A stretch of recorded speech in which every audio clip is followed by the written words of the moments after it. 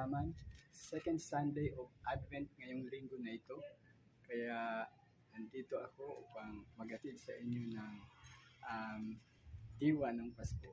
Maligayang araw, Merry Christmas in advance mga idol ko sa paghalaman. Pero bago ang lahat, welcome back to my YouTube channel. Ang aking nasa likod ay ang isa sa mga ficus na na-feature ko at ang Scarlet Beauty. Kung inyong papansin, titingnan ng maigi. Parang may symbol siya. Parang simbolo siya ng Christmas. Nakikita niyo ba yung pag nasa simbahan tayo, yung Advent, yung symbol of Advent. Yung kulay na green at yung kulay na nagsisilbing ilaw, sindi ng kandila na yan. Yan ang ating pagtutunan ng pansin ngayon.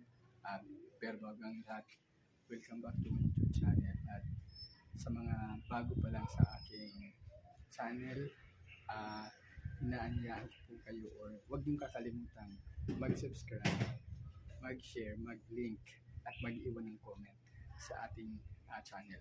Ang halaman na ito ay aking gugupitan, ititrim ko siya para paghanda din sa Pasko at lalagyan ko siya ng ilaw ng Christmas light mamaya at titingnan natin kung how would it look pag medyo gabi na. Hello, ito na mga lodi. Meron na akong panggunting sa unwanted na mga sanga ng ating ficus nana. Nakaalala ko yung ficus nana. So gugupitan na natin ngayon para mas spruce natin siya in time for Christmas, in time for this episode. Okay, sana magustuhan.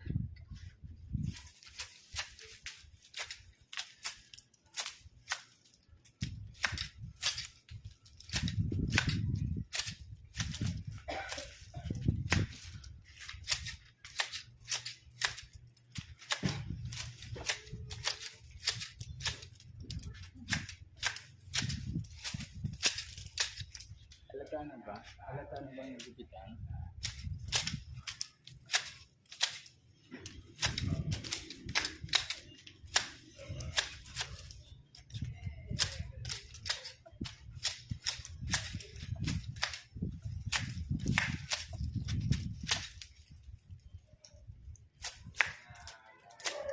Ito ang advantage na halaman na ito eh.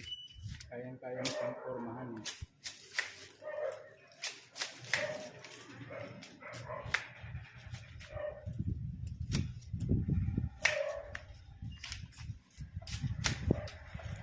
May kalumaan na ang aking shear to. Di ba tawag dito shear?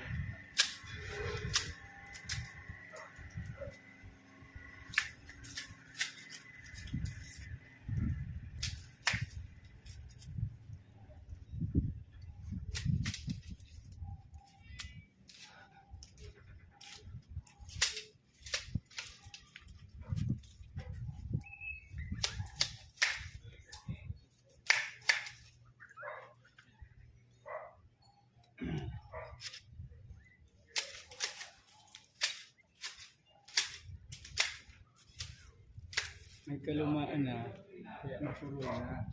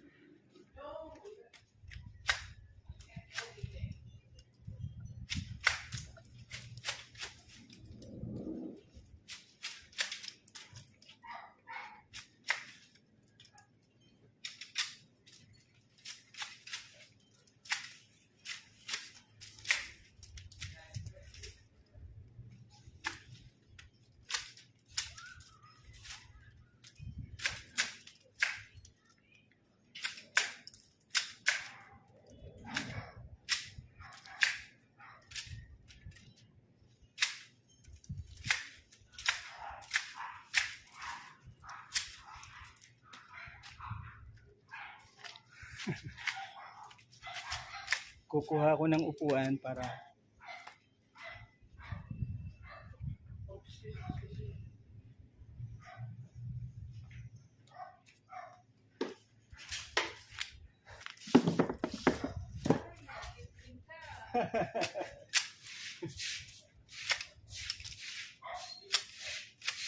sabi ko, gugupitan ko, tapos sisindihan ko mamaya kung anong itsura.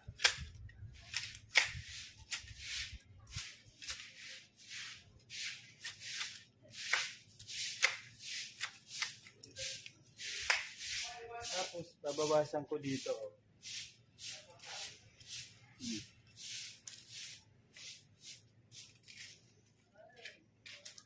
Para mix ang dating niya.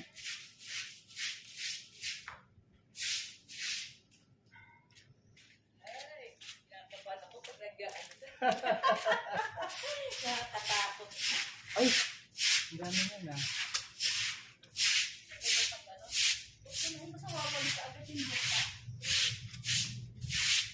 Mahaba na ang mix, diba?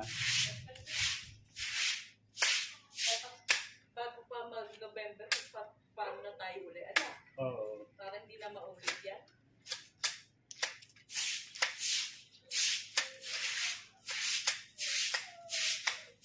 Pagagapangin ko dito yung Christmas light. Mahaba naman yung nabili ko eh. Mahaba yung nabili kong Christmas light, parang 200 bulbs yata yun eh. Salat. Ito? Ay, ang galing. Nagbablog ka yata eh. Nag-vlog ito eh. Yung naririnig nyo si Ate Bilang. Yun yung nagbigay sa akin ng... Ano nga yung tinanong ko kahapon? Philodendron? Yung Philodendron Temptation. Temptation. Yun yung si Ate Bel.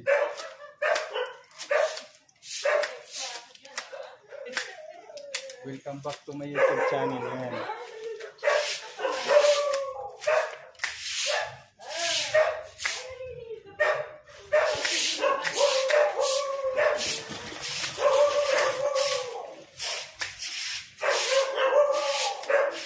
Ano, formado na, natanggal na yung mga ano.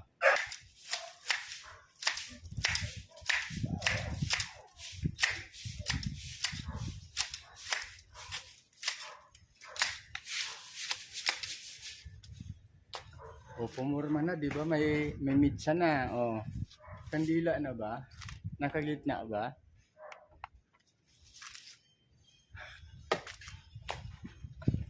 Dapat yata. Babasan pa rito.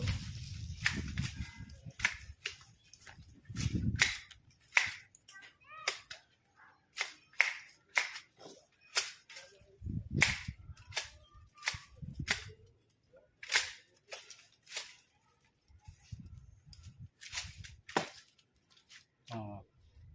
Ayos na. Naku, mamaya. Nakaka-excite sindihan mamaya. Oh.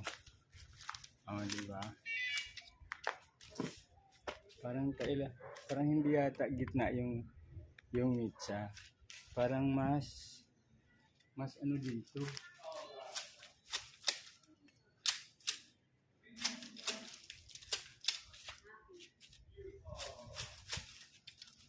Parang mas makapal dito.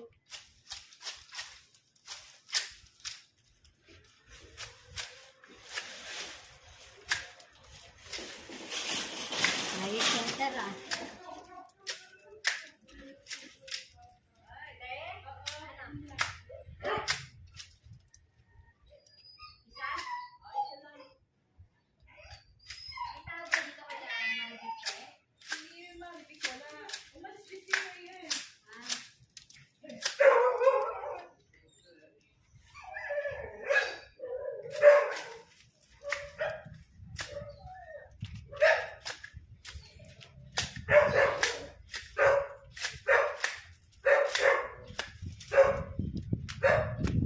Gitna na ba?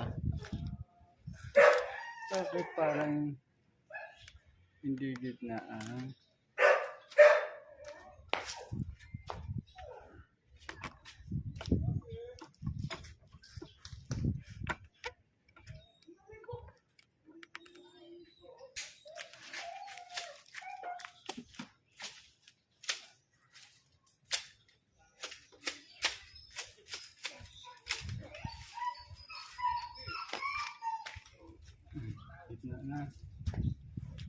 Gitna na.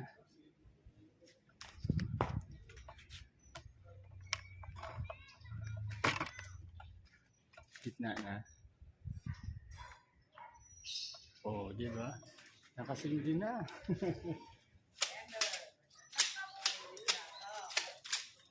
Everything is okay. But the actual Christmas light.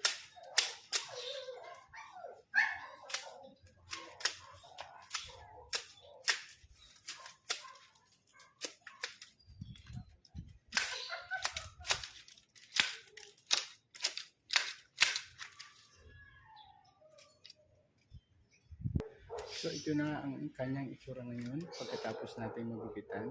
Ang gagawin ko naman ngayon ay paliligiran ko na siya o lalagyan ko na siya ng Christmas light in time for yung pagpasok ng gabi para makita natin mamaya yung Christmas light. Kasama ito at kasama yung mga Christmas light na nailagay ito sa aming tahanan. So lalagyan ko na ngayon ng Christmas light.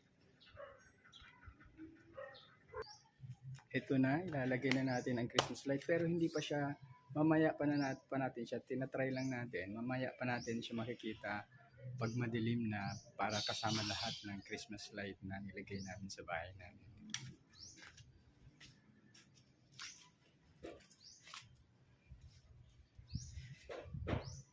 Ito siya.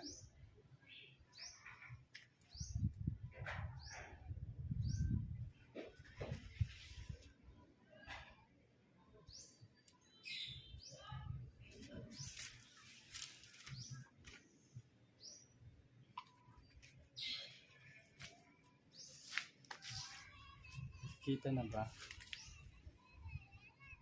So kung hindi pa siya masyado nakikita,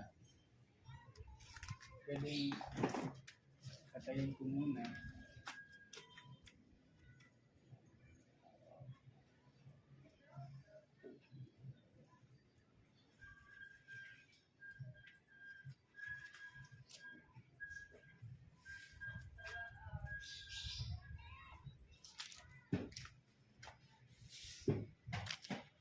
Ito may ilaw, hindi masyadong kita eh, no? Talagang maganda mamaya.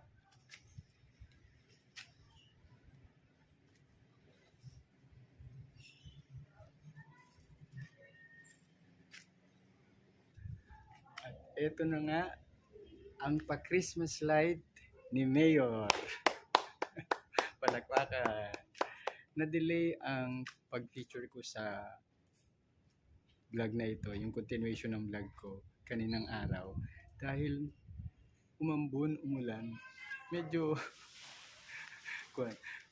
siguro grasya yun pero blessing siguro yun, no? Kaya ayan, inantay ko ng konti, tamang-tama naman. Ang time ngayon ay 7 o'clock, so by 7 o'clock kadiliman na, sobrang dilim na, kaya ma-appreciate na natin yung Christmas light.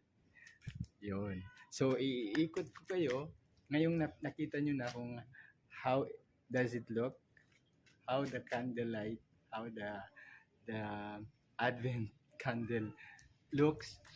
Iikot ko kayo mamaya yung total, yung full decoration namin, Christmas light decoration namin dito sa labas para ma-enjoy nyo kung how it feels good to be celebrating Christmas this 2023, di ba? First time kong ginawa inilawan ko itong area na to, kagaya ng nabanggit ko sa mga kanina or sa mga previous vlog ko, So, titingnan natin. Ito, una ko muna fini-feature yung candle na kagagawa ko lang. Iikutan natin siya.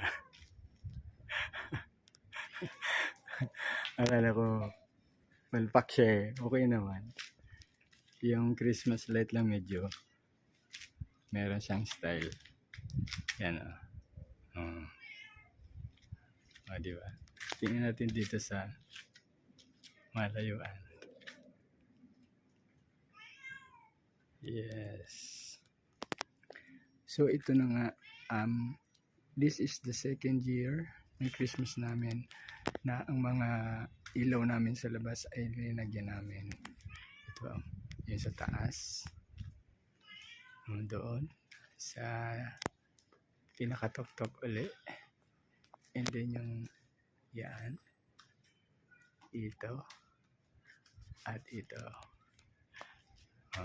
Meron pa dyan ng green, oh. Diba? Tutukan natin yung nandito. Sa kabuuan, titingnan natin yung malayo ang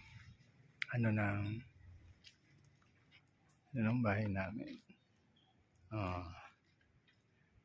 Maaliwalas ang Christmas 2023 kung ang pagbabasihan natin ay ang siguro sa amin, maaliwalas ang 2023. Ang pagtatapos ng 23, kung pagbabasihan natin ay ang naging Christmas decoration namin.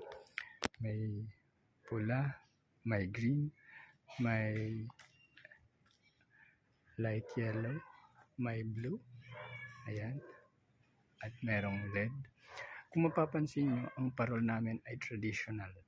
It's very traditional. Ang parol na ito ay nabili ko sa Batangas noong 2019. Noong 2019 sa Batangas. Traditional in a sense na hindi ito yung kapis, ito yung makalumang parol. Kasi nung lumaki ako, parang dito ko nararamdaman yung Christmas sa parol eh. Well, aside from the baby in the manger, si baby Jesus sa manger, mas nararamdaman ko ang diwa ng Pasko sa traditional na parol, hindi dun sa kapis.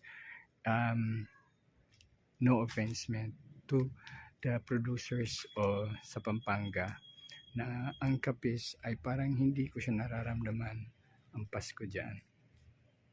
Ayan o. Traditional yan. Parol lang. Siguro mag-iikot ka bukod dyan sa mga nasa poblasyon, kalsa, yung mga dekorasyon ng gawa ng government. Siguro bihira ka na makakakita ng ganitong parol dahil karamihan sa kanila ang nakabili ng mga kapis, yung mga ambibilis.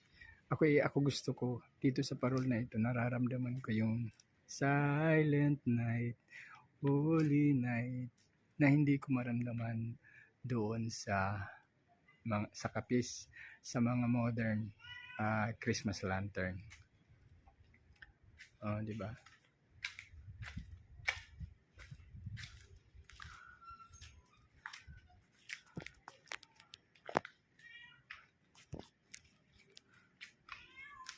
Ayan, dito yung sa malayo,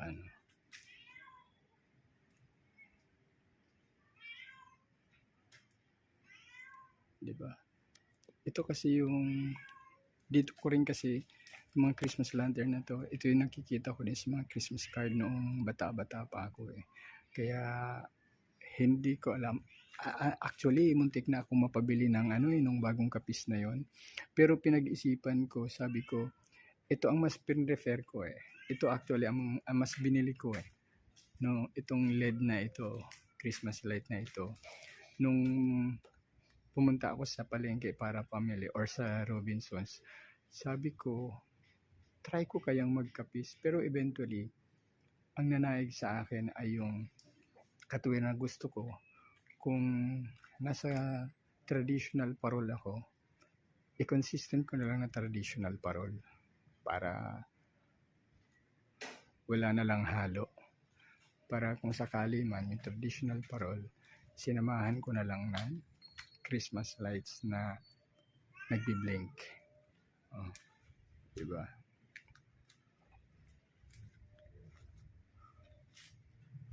So yun. Yes, dito tapat ulit tayo dito sa candlelight, Christmas candlelight. So yun, maligayang Pasko, maaliwalas ang Christmas. May bago kaming feature for the first time. Diba? Ito ang bagong feature namin. sa aming palamuti sa Pasko, palamuti ng bayan namin ngayong Pasko. At ito'y bago rin. Otherwise, itong mga traditional parol, yung nandyan sa bintana na blue, at itong green, ay dati na. Yan ang nakalagay last year. So, maganda rin naman yung nadadagdagan, umiiba-iba bawat taon. Diba? O tingnan muna natin ito habang sumasayaw-sayaw yung mga Christmas light. O diba? Mukhang kandila ba? Yun. So, yun. Marami pong salamat sa inyong lahat. Sana po ay maging maligaya ang ating Pasko at maging manigo ang ating bagong taon, 2024. Bye-bye! Merry Christmas!